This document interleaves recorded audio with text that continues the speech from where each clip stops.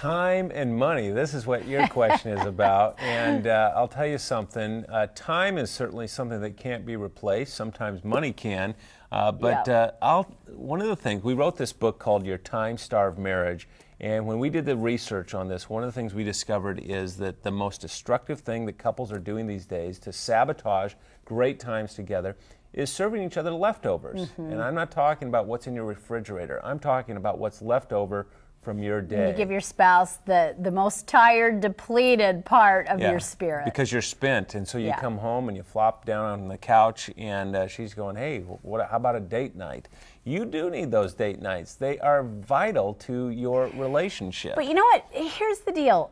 For women, I just know this to be the case. It does not have to be expensive to be romantic. Right. You could call me up and say, would you bring a picnic lunch to work and let's take a walk and eat lunch together in the park? I mean, I remember a couple who has all the financial resources they would need, and they said their most romantic date they've ever had was when all they could afford was an orange, and they went on a walk and peeled it and ate it together, and it stands out as their all-time best memory. Rick and Marvelise. I mean, and so it's not about the money, it's about giving some of your good energy. It doesn't have to be in the evening when you know you'll be tired. It might be a breakfast date, it could be a lunch date.